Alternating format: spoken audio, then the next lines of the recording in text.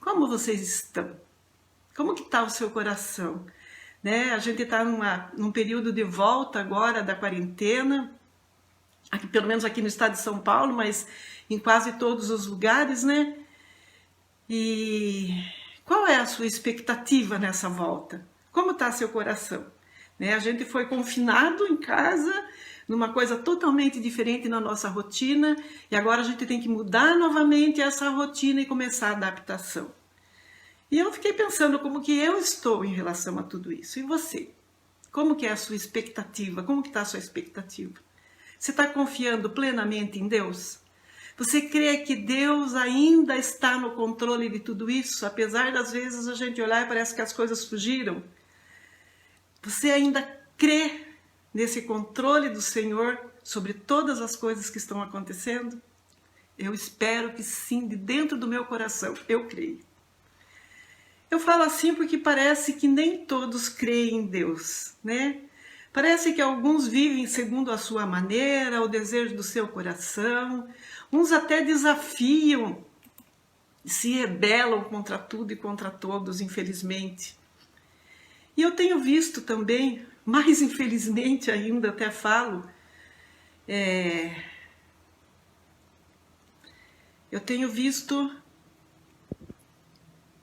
pessoas que seguiam a Deus, desanimando, desistindo, se deixando vencer pela insegurança. E meditando sobre isso, eu trouxe para você uma palavra hoje para compartilhar, que Deus falou comigo muito sobre isso, que nos incentiva a buscar uma revelação verdadeira de Deus e da sua palavra, para que nós possamos nos agarrar a ela e perseverar até o fim, com Jesus. E é uma meditação que mexeu muito com o meu coração. E eu queria compartilhar com você aquilo que eu aprendi, aquilo que Deus falou comigo. Só que antes eu queria orar com você. Vamos colocar o nosso coração diante de Deus, pedir a presença de Deus entre nós e vamos nos dispor a ouvir aquilo que Ele quer falar conosco? Deus amado e santo, nós estamos unidos na Tua presença em nome de Jesus, porque na Tua palavra diz que o Senhor está em todos os lugares. E nós queremos, Pai, em concordância com o Senhor, pedir a presença do Seu Santo Espírito no nosso meio. Pedir que o Senhor venha mexer na nossa vida, no nosso coração, usar a Tua palavra para mostrar para nós tudo aquilo que o Senhor tem, Pai, de conserto, de alegria, de força, de poder, porque a Tua palavra é a verdade e nós sabemos que nós podemos caminhar na Sua palavra sem medo, sem nenhum impedimento, Senhor, porque o Senhor nos leva aos caminhos certos, à direção certa. Nós queremos, Pai, que Teu Santo Espírito tenha de liberdade de falar com cada um que está agora participando com a gente dessa palavra, os que vão ouvir essa palavra numa outra oportunidade, que o Senhor fale diretamente a cada coração. Nós pedimos que o Senhor impeça que qualquer espírito contrário venha interferir no entendimento dessa palavra e que o Senhor, através do Teu Santo Espírito, abra o nosso entendimento, nos dê sabedoria. Cumpre em nós, Pai, o propósito do Senhor dessa palavra no dia de hoje. Em nome de Jesus, amém. Amém, amados? A palavra que eu queria compartilhar está em João, Evangelho segundo João, capítulo 4. Se você está com a sua Bíblia aí, com o seu celular aí, para você ver no aplicativo, acompanha comigo, eu queria que você lesse. Eu vou ler a minha Bíblia aqui na versão NVI, Nova Versão Internacional. Capítulo Evangelho segundo São João, né? O João, evangelista, apóstolo. Capítulo 4, eu quero ler com você do 1 até o 30. É uma leitura longa, mas eu queria que você prestasse bastante atenção nessa palavra enquanto a gente está lendo, porque é uma história bonita da gente ouvir. Não sei como você faz quando você está lendo a sua Bíblia. Eu gosto de visualizar na minha mente a história acontecendo. Enquanto eu vou lendo, eu vou dando personagens, locais, assim, eu vou imaginando a história. Eu acho que isso a gente grava bastante no nosso coração. Tenta fazer desse jeito ou do seu jeito, mas se envolva com a palavra, tá bom? Eu vou começar a leitura. Aqui está escrito: Jesus conversa com uma samaritana, um subtítulo. Versículo 1 está escrito assim: os fariseus ouviram falar de Jesus. Estavam fazendo que Jesus estava fazendo e batizando mais discípulos do que João, embora não fosse Jesus quem batizasse, mas os seus discípulos. Quando o Senhor ficou sabendo disso, saiu da Judeia e voltou uma vez mais a Galiléia. Era-lhe necessário passar por Samaria. Era-lhe necessário passar por Samaria. Assim, chegando a uma cidade de Samaria chamada Sicar, perto das terras que Jacó dera a seu filho, havia ali o poço de Jacó. Jesus, cansado da viagem, sentou-se à beira do poço. Isso se deu por volta do meio-dia. Nisso veio uma mulher samaritana tirar água. Disse-lhe Jesus: dê-me um pouco de água. Os seus discípulos tinham ido à cidade comprar comida. A mulher samaritana lhe perguntou: como o Senhor, sendo judeu, pede a mim, uma samaritana, água para beber? Pois os judeus não se dão bem com os samaritanos. Jesus lhe respondeu: se você conhecesse o dom de Deus e quem lhe está lhe pedindo água, você lhe teria pedido e ele lhe teria dado a água viva. Disse a mulher: o Senhor não tem como tirar água, o poço é fundo.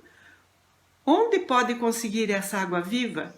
Acaso o Senhor é maior do que o nosso pai Jacó, que nos deu o poço, do qual ele mesmo bebeu, bem como os seus filhos e o seu gado? Jesus respondeu: quem beber desta água terá sede outra vez, mas quem beber da água que eu lhe der, nunca mais terá sede. Ao contrário, a água que eu lhe der se tornará nele uma fonte de água a jorrar para a vida eterna. A mulher lhe disse: Senhor, dê-me desta água para que eu não venha mais a ter sede, nem precise voltar aqui para tirar água. Disse-lhe Jesus: vá, chame o seu marido e volte. Não tenho marido, respondeu ela. Disse-lhe Jesus: você falou corretamente dizendo que não tem marido. O fato é que já teve 5, e o homem que agora vive com você não é seu marido. O que você acabou de dizer é verdade. Disse a mulher: Senhor, vejo que é profeta. Nossos antepassados adoraram neste monte, mas vocês, judeus, dizem que Jerusalém é o lugar aonde se deve adorar. Jesus declarou: creia em mim, mulher, está próxima a hora em que vocês não adorarão o Pai, nem neste monte, nem em Jerusalém. Vocês, samaritanos, adoram o que não conhecem. Nós adoramos o que conhecemos, pois a salvação vem dos judeus. No entanto, está chegando a hora, e de fato já chegou, em que os verdadeiros adoradores adorarão o Pai em espírito e em verdade. São estes adoradores que o Pai procura. Deus é espírito, e é necessário que os seus adoradores o adorem em espírito e em verdade. Disse a mulher: eu sei que o Messias, chamado Cristo, está para vir. Quando ele vier, explicará tudo para nós. Então Jesus declarou: eu sou o Messias, eu que estou falando com você. Naquele momento, os discípulos voltaram e ficaram surpresos ao encontrá-lo conversando com uma mulher, mas ninguém perguntou: que queres saber ou por que está conversando com ela? Então, deixando o seu cântaro, a mulher voltou à cidade e disse ao povo: venham ver um homem que me disse tudo o que eu tenho feito. Será que ele não é o Cristo? Então saíram da cidade e foram para onde ele estava. Eu vou parar por aqui, depois eu quero ler o finalzinho desse capítulo com você, mas por enquanto eu queria meditar com você sobre esse pedacinho, esse trecho da palavra de Deus. Na verdade, a palavra fala por si só, não é mesmo? Nem precisaria de muita explicação para a gente entender o que aconteceu aqui nessa história. Mas eu vou falar uma coisa para você, eu já li e ouvi essa história muitas vezes, não sei quantas, mas neste estudo, especificamente, eu tive uma revelação surpreendente que estava incompleta para mim. A palavra de Deus é viva e ela nos ensina sempre que nós voltamos a estudá-la, sempre. Cada vez que a gente vai, o Senhor tem uma revelação para a gente, Ele conhece o nosso coração. E esse trecho da palavra de Deus, ele é muito rico, ele daria para a gente esmiuçar, nós íamos ficar aqui não sei quanto tempo falando e não completaria tudo que nós poderíamos aprender nisso. Mas eu queria hoje destacar 3 coisas que Deus me destacou durante esse tempo que eu estava estudando essa palavra para compartilhar com vocês. E a primeira coisa que eu queria destacar é o quanto Jesus Cristo nos ama e está empenhado na salvação de todos nós. Onde que eu vejo isso? O texto diz que Jesus subiu de Jerusalém, subiu para Jerusalém para a festa da Páscoa. E por causa de algumas objeções dos fariseus ali, por causa dos batismos que estavam sendo feitos pelos seus discípulos, ele decide voltar para Galileia. E Jesus achou necessário passar por Samaria. Você lembra que eu li 2 vezes esse versículo, né? Por quê? Os judeus normalmente não passavam por ali. Os historiadores dizem que quando eles precisavam passar por aquele trecho, tinha um caminho que eles desviavam que dava 3 dias a mais, só para não passar por Samaria. E Jesus passou por ali, era necessário que Jesus passasse por Samaria. E eles pararam em Sicar, era um vilarejo ali perto de Samaria, e Jesus se assentou na fonte de Jacó para descansar, enquanto os discípulos foram buscar comida. Era perto de meio-dia. E nesse exato momento veio uma mulher samaritana buscar água daquele poço. Agora eu queria fazer uma pausa para conversar com você um pouquinho sobre Samaria, né? A gente leu ali que tinha divergência entre os povos, que eles não se davam, que eles meio que se rejeitavam pela leitura daqui. E eu queria saber por quê. Eu fiquei pensando, o que aconteceu? Eu nunca tinha ouvido os detalhes sobre essa intriga entre os povos. Afinal de contas, eles eram irmãos, né? Então eu fui pesquisar para conhecer isso e eu trouxe para você conhecer também, porque é interessante a história. Depois você pode ler, isso está lá na Carta de Reis, capítulo 11, 12 e 13. Primeira carta do livro de Reis. Você encontra essa explicação, essa história lá. Mas assim, ó, até o reinado de Salomão, Salomão era o filho do rei Davi. O povo tinha vindo do Egito sob o comando de Moisés. Ele era um grupo só, era formado pelas 12 tribos dos filhos de Jacó. Formavam aquela nação imensa, mas eram povos irmãos. Eles eram um povo só e era todo mundo chamado de povo de Israel. Deus queria ser o rei, o governador sobre eles. Mas eles não quiseram, chegou um tempo que eles disseram que eles queriam, falou para o profeta Samuel que eles queriam um rei, todo mundo tinha um rei, nós também queremos um rei.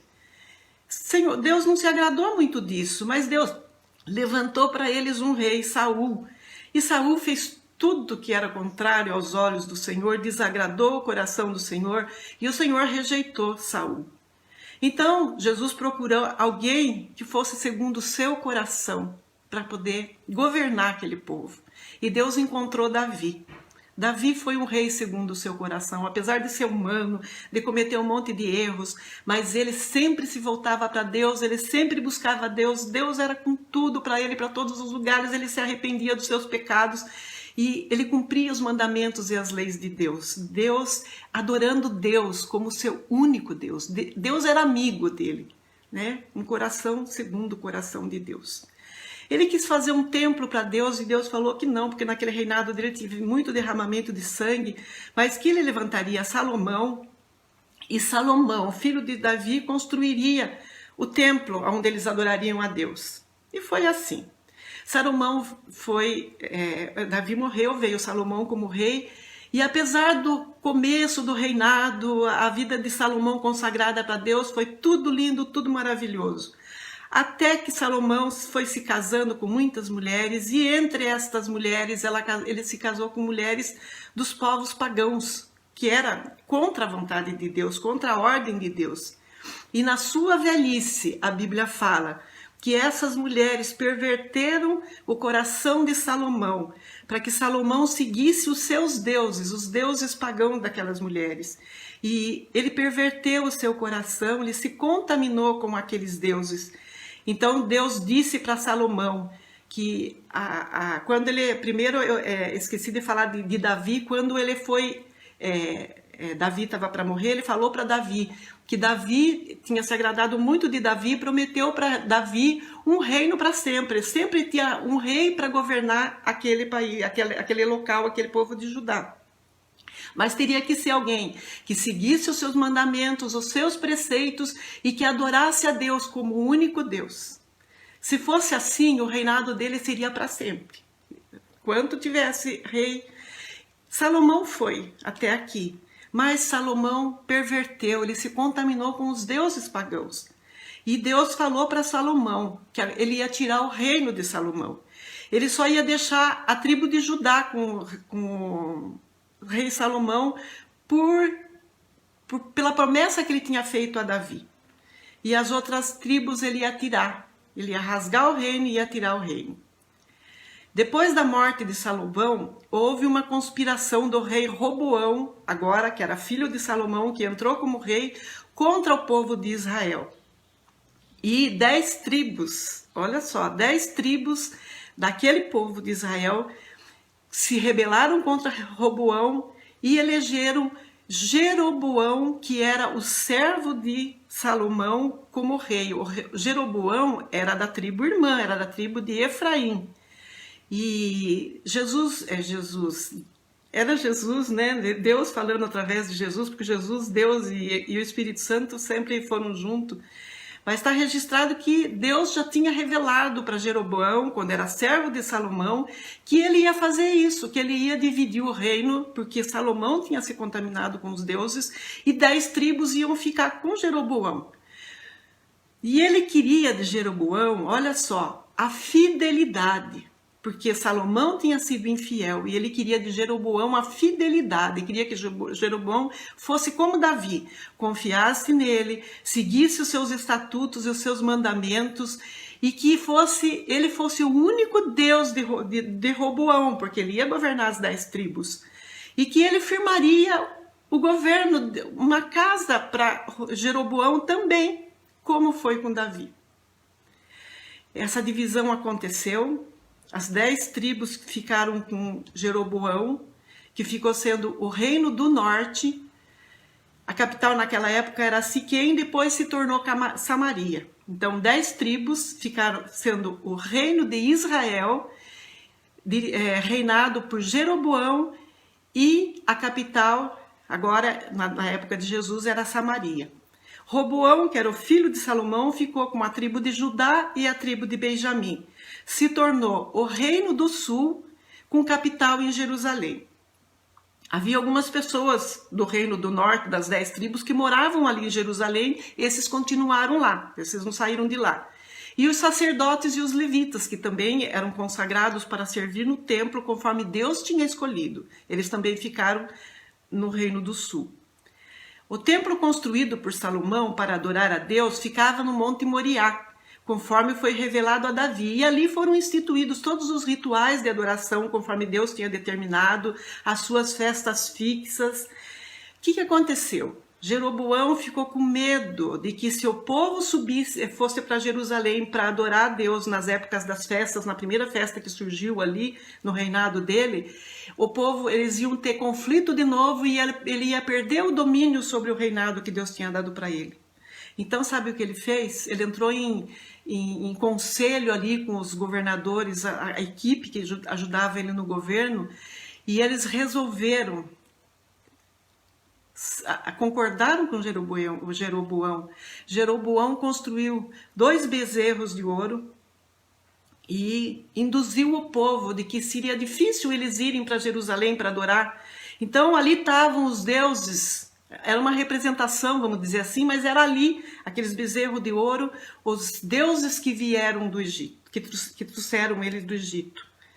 Colocou um bezerro lá em Dan, que ficava no norte da província de Israel, e o outro em Betel, mais ao sul, mais perto de Jerusalém. Parecia assim meio estratégico, né? Porque se fosse para Jerusalém, ficava ali. E ali ele construiu altares, e ali ele construiu festa para adorar aqueles deuses, e rituais, todos os semelhantes, e na época, nas datas do que era no templo verdadeiro de Deus, onde se adorava a Deus de maneira verdadeira. Ele escolheu os seus próprios sacerdotes, as pessoas para trabalhar nos cultos, e ele edificou também altares de adoração num monte ali perto de Samaria, que era o Monte Gerizim, e levou o povo a essa adoração e levou o povo a se afastar do Deus vivo. Jeroboão não confiou em Deus para governar Israel como Deus tinha pedido para ele. Não seguiu os seus mandamentos e ele se afastou do Deus vivo e levou o povo a se afastar de Deus. Ele não se arrependeu de seu pecado e Deus o rejeitou. A partir desse tempo, criou essa rivalidade intensa entre os dois reinos, o reino de Judá, que era o reino do sul, que adorava em Jerusalém, e o reino de Israel, que era o reino do norte, que adorava em Samaria, ali em Samaria, no Monte Gerizim, né, e em Betel e em Dan. Eu fui pesquisar, por 200 anos o povo samaritano foi governado por reis que vieram da descendência de Jeroboão. Todos eles fizeram o que era mal aos olhos de Deus, até que a Síria veio, dominou eles e levou eles para o cativeiro. A história continuou. Mas aí está a questão, desculpa, por que houve essa rivalidade entre eles? Então eles eram considerados pelos de Jerusalém como uma raça maldita, né? Eram irmãos, mas não tinha essa amizade. E a gente pode imaginar que depois de muitos e muitos anos, 200 anos ali, adorando a Deus, os deuses criados por Jeroboão, que eram os bezerros de ouro, e ensinando esse tipo de religião para os seus filhos, toda a geração de Israel ficou perdida longe de Deus e buscava por Deus através de caminhos desviados. E essa mulher aqui do poço da Samaritana era uma mulher desse povo. Então, essa era a situação quando Jesus encontra com essa mulher. E a gente vê pelo contexto da história que apesar de Jesus ter sido enviado pelos judeus, ele disse, a salvação vem dos judeus. Ele demonstra o seu amor e o seu desejo de salvar os samaritanos, se revelando para eles como Deus verdadeiro. Jesus começa o diálogo com essa mulher samaritana pedindo água, deixando a mulher impressionada por ele ser um judeu e falar com ela. Havia aquela intriga entre eles. Os samaritanos eram desprezados e eram hostilizados pelos judeus. E as mulheres, então, não tinham voz na sociedade naquela época. Então, durante essa conversa que se segue, Jesus se revela para ela como o Messias. Os estudiosos dizem que a primeira vez que Jesus se revela na Bíblia como o Messias foi para essa mulher. Ele disse que ele era o Messias. Que Deus prometera para aquele povo de Israel, quando veio com Moisés, que Deus enviaria o Cristo para salvar o mundo dos seus pecados. E neste intuito, Jesus expõe os pecados daquela mulher, pedindo para ela que trouxesse o seu marido para receber da água da vida, a água viva. Ele sabia exatamente o que ele estava fazendo. Era com essa mulher desprezada e marginalizada que Jesus Cristo tinha marcado um encontro que só ele sabia. Foi necessário passar por Samaria, lembra? E através dela, ele pretendia cumprir o seu propósito ali em Samaria, de levar as pessoas dali ao arrependimento e à volta ao Deus vivo. Nós sabemos que a missão de Jesus foi trazer salvação aos judeus, mas quando Jesus morreu, ressuscitou dos mortos, subiu aos céus, ele deixou uma missão para os discípulos, que o evangelho, a notícia do reino de Deus que ele trouxe, fosse pregada a todas as nações até os confins da terra. Começando por onde? Por Jerusalém e por Samaria. Jesus deixou essa missão para a igreja. E eu fiquei olhando para esse contexto da história e fiquei pensando, todos os povos importam para Jesus, né? Hoje nós estamos vivendo um racismo entre raças, entre povos, e eu fiquei pensando, todos os povos importam para Jesus, todas as pessoas importam. A salvação ele trouxe para todos, sem distinção, sem acepção de pessoas. Ele veio para reconciliar o ser humano perdido com o Deus Criador dos céus e da terra, aquele que quer ser Pai, Pai de cada um de nós. A segunda coisa que me chamou a atenção nessa palavra, nesse texto que eu li, a palavra de Deus, ela nos expõe a nós mesmos. Dos versos 11 até o verso 19 do texto que nós lemos, enquanto a mulher fala da água do poço que mata a sede, Jesus fala da água viva que vem dele e jorra para a vida eterna, aquela mulher fica exposta ao poder da palavra do Senhor. E ela mesmo reconhece os seus pecados. Quando ela fica até surpresa e ela fala com Jesus, não tenho marido. Ela vê que Jesus sabia tudo sobre a sua vida. Ela reconheceu que ele não era um judeu normal, um judeu como qualquer outro, que ele era um profeta. E a sua reação interessante não foi fugir, não foi se justificar. Eu achei interessante notar no meio da história lida que no meio daquela aparente vida errada que aquela mulher vivia, o seu desejo era conhecer o Deus verdadeiro. Ela pediu para aquele profeta, quando ela viu que ele era profeta, ela não pediu para aquele profeta abençoar os seus negócios, ela não pediu para ele prever o seu futuro, ela não pediu para ele dar um marido para ela de verdade, ela quis saber como adorar a Deus de maneira correta. Talvez ela já tivesse se empenhado a encontrar Deus de todo o coração, mas da forma como ela tinha aprendido, ela não tinha conseguido encontrar. No verso 20 do texto que nós lemos, ela diz para Jesus, nossos antepassados adoraram neste monte, que era o Monte Gerizim. Mas vocês, judeus, dizem que Jerusalém é o lugar onde se deve adorar.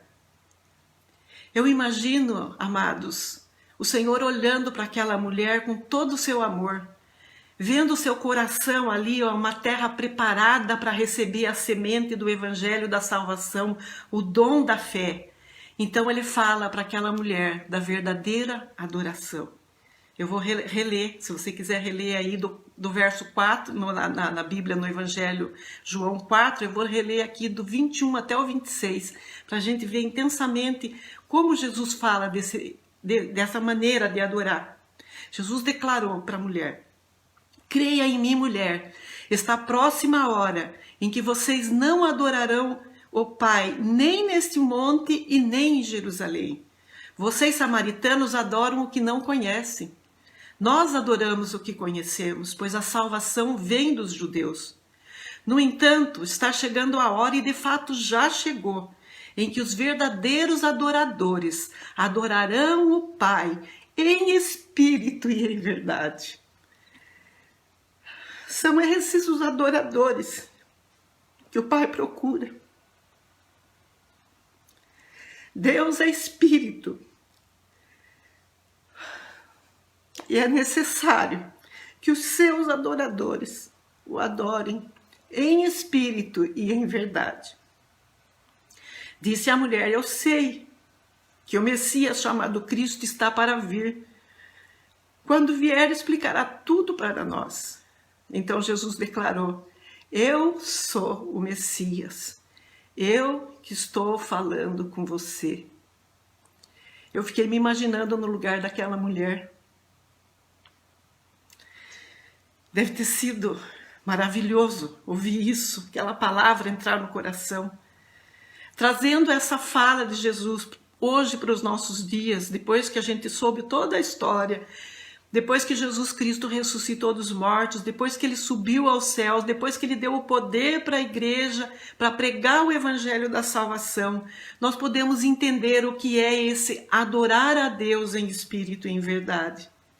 É uma adoração que parte do espírito da pessoa, através do Espírito Santo, que Jesus envia a todo aquele que o recebe como Senhor e Salvador. Resumindo, é isso. Até aquela época que Jesus estava conversando com aquela samaritana, o Espírito Santo não era dado a todas as pessoas que crescem em Deus, que buscassem a Deus, mas somente aos profetas que falavam da parte de Deus. Os pecados ainda eram cobertos através daqueles rituais de sacrifícios de sangue. Por isso que era Jerusalém o lugar onde se adorava naquela época, porque aqueles sacrifícios tipificavam o sacrifício de Jesus Cristo por nós. Todos estavam mortos nos seus pecados e delitos, como diz Efésios 2:1. Até hoje é assim. E se o espírito estava morto por causa do pecado, não tinha como alguém adorar a Deus em espírito. Era uma adoração através do desejo da alma, da escolha do coração da pessoa, com rituais e ordenanças físicas. Era uma adoração, vamos dizer assim, exterior ao homem, da parte da alma, da parte do entendimento, da parte da escolha. Após o sacrifício substitutivo de Jesus Cristo por nós na cruz e a sua ressurreição, ele abriu um caminho novo através do seu sangue. O sangue dele agora não precisa mais dos animais, é que nos purifica dos nossos pecados. E através desse sangue, ele abriu um caminho para nós voltarmos para Deus, a uma verdadeira adoração, aquela comunhão que tinha lá no Éden antes do pecado entrar no mundo. Aquele que crê que Jesus Cristo perdoa os seus pecados e entrega a sua vida a ele tem um espírito novo. É o novo nascimento, né, que Jesus fala lá para Nicodemos no capítulo 3 do Evangelho de João.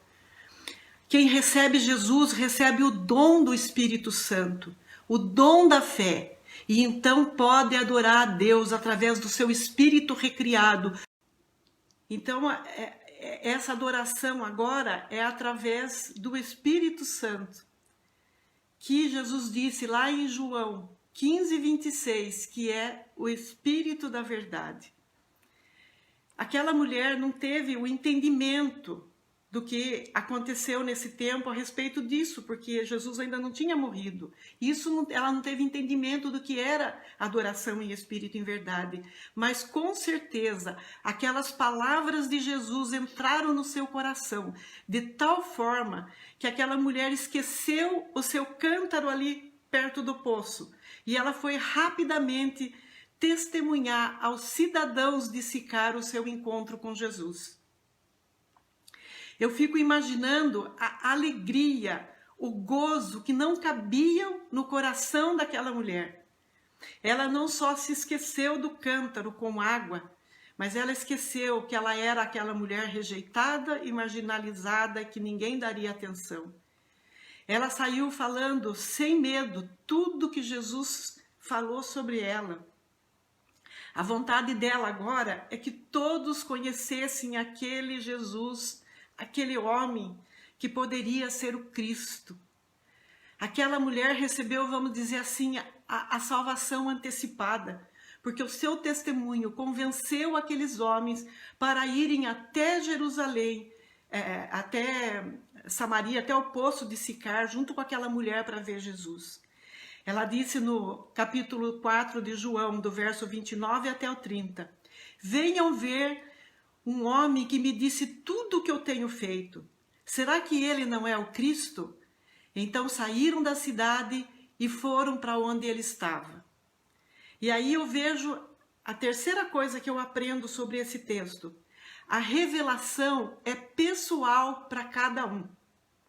1 Timóteo 2,4 diz que o maior desejo de Deus é que todos sejam salvos e conheçam a verdade.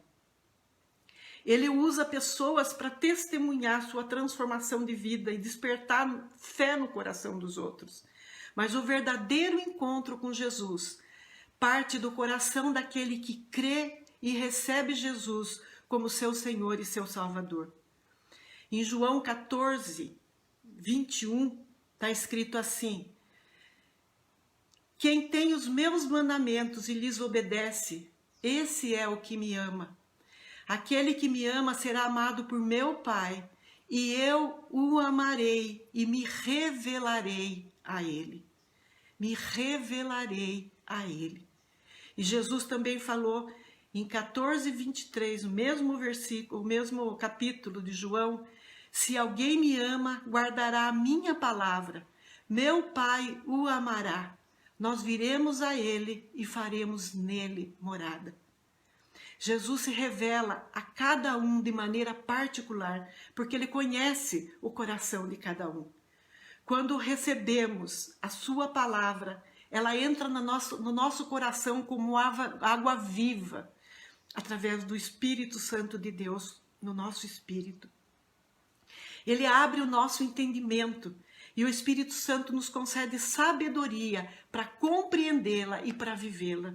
É uma revelação pessoal para cada um. Eu falei para você que eu, depois de tantas vezes, tive uma revelação a completar nesse texto. É assim a cada vez que a gente se chega à palavra de Deus. E aconteceu isso nessa história que a gente vê aqui.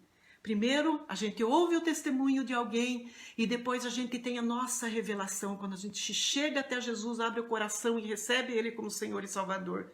É a parte que eu falei para você que eu ia continuar lendo. Aí no capítulo 4 do Evangelho de João, eu quero ler com você agora de 39 a 42, que é o finalzinho dessa história. Vai interromper aqui uma parte que ele vai falar com os judeus a respeito da comida, mas eu não quero prolongar muito, então eu vou ler só o finalzinho, depois vocês leem completo. João 4, de 39 a 42. Muitos samaritanos daquela cidade creram nele por causa do seguinte testemunho dado pela mulher: ele me disse tudo o que eu tenho feito. Assim, quando se aproximaram dele, os samaritanos insistiram que ele ficasse com eles, e ele ficou 2 dias. E por causa da sua palavra, muitos outros creram e disseram à mulher: agora cremos não somente por causa do que você disse, mas porque nós mesmos o ouvimos e sabemos que ele é realmente o Salvador do mundo. É maravilhoso.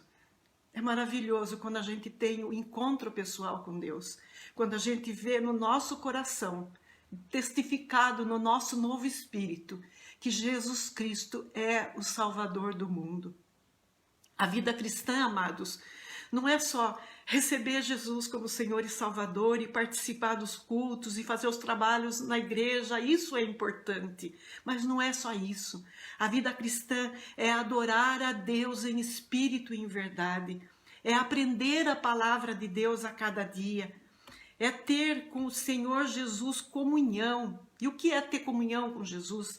É falar com Ele, é perguntar, é argumentar, é orar, é louvar, é abrir o seu coração para Ele. Jesus Cristo é nosso amigo, é nosso Deus, é nosso Senhor, é nosso Salvador. Ele está sempre com a gente. Ele quer participar da nossa vida mais do que o marido, a mulher, os filhos. Ele quer ser o centro da nossa vida. Por quê? Porque Ele nos conhece e Ele sabe o que é melhor para nós. E Ele quer nos levar para a eternidade com Ele. É também testemunhar aos outros aquilo que o Senhor Jesus fez por nós.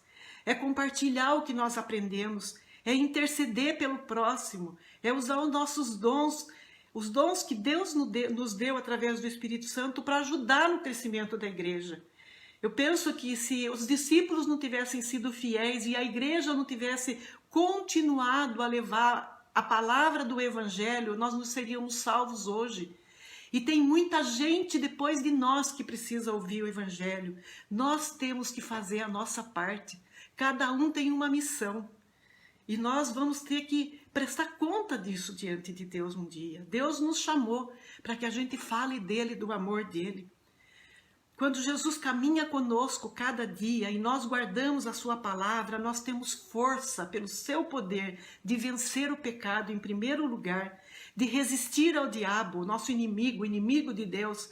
E nós adquirimos experiências com Deus, as quais reforçam as nossas esperanças de que um dia nós habitaremos com Ele na glória. Um dia tudo isso vai passar. Um dia nós vamos passar. E um dia nós estaremos com Ele na glória. E quando as provações chegarem, quando passarmos por tempos difíceis como o que nós estamos passando agora, nós não temeremos, nem deixaremos o desânimo nos vencer, pois sabemos da sua presença, do seu amor por nós, e nos apegamos às suas promessas até contemplarmos a vitória. E nós conseguiremos perseverar na fé, tanto mais quanto nós tivermos intimidade com a palavra de Deus. Tanto mais quanto a palavra de Deus for o nosso escudo, a nossa arma de defesa contra todas as tendências do mundo, contra todas as filosofias, contra todos os ídolos ao nosso redor. Porque quem realmente recebeu Jesus e a revelação dele no seu coração como Senhor e Salvador, crê naquilo que ele deixou escrito para ser vivido. O nome de Jesus, amados, é santo. É poderoso, é único, e ele foi dado a nós. Jesus deu o seu nome a nós, para que no seu poder nós pudéssemos fazer aquilo que ele deixou como missão para nós, e vivermos e vencermos o nosso inimigo. Atos 4:12, para encerrar, está escrito assim: não há salvação em nenhum outro, pois debaixo do céu não há nenhum outro nome dado aos homens pelo qual devamos ser salvos. A nossa salvação vem única e exclusivamente através de Jesus Cristo, o Filho do Deus vivo, que morreu no nosso lugar para nos trazer salvação e volta para o Deus vivo. Glórias a Deus por isso. Era essa mensagem que Deus tinha colocado no meu coração, né? E eu creio, você vai poder ouvir depois os 2 vídeos aí, não sei se nós vamos conseguir juntar os 2, mas Deus falou conosco, Deus falou com o nosso coração, Deus falou muito comigo. Aqui está uma unção muito grande nesse meu lugar aqui, e eu creio que está com você, eu creio que você recebeu a palavra de Deus. E aqueles que estão em dúvidas no seu coração, aqueles que por acaso estão quase desistindo, porque os problemas estão muito grandes, porque às vezes os problemas ficam com um volume tão grande na nossa frente, que a gente não consegue ultrapassar, que a gente não consegue ver Deus. A gente tem que olhar para Deus, olhar para o alto, não olha para o problema, sabe? Caminha com Deus, se apega a Ele de todo o coração. Você que ainda não tem o Deus como seu único e suficiente Salvador, como aquele que caminha com você, o seu amigo, aquele com quem você fala todo momento, eu oro para que Deus toque no seu coração, para que você fale para Ele. É simples, se você crê, tudo que nós falamos aqui sobre Jesus, fala para Ele vir morar no seu coração, fala para Ele ser o seu Senhor, o seu Salvador, entrega a tua vida para Ele, não tenha medo. Eu fiz isso há 25 anos atrás, eu nem lembro mais quantos anos, eu nunca me arrependi. Foi a melhor decisão que eu tomei na minha vida. É lindo, é maravilhoso, é surpreendente a cada dia caminhar com Jesus. Faz isso, entrega teu coração para Ele. Deixa Ele ser o seu Senhor, o seu Salvador.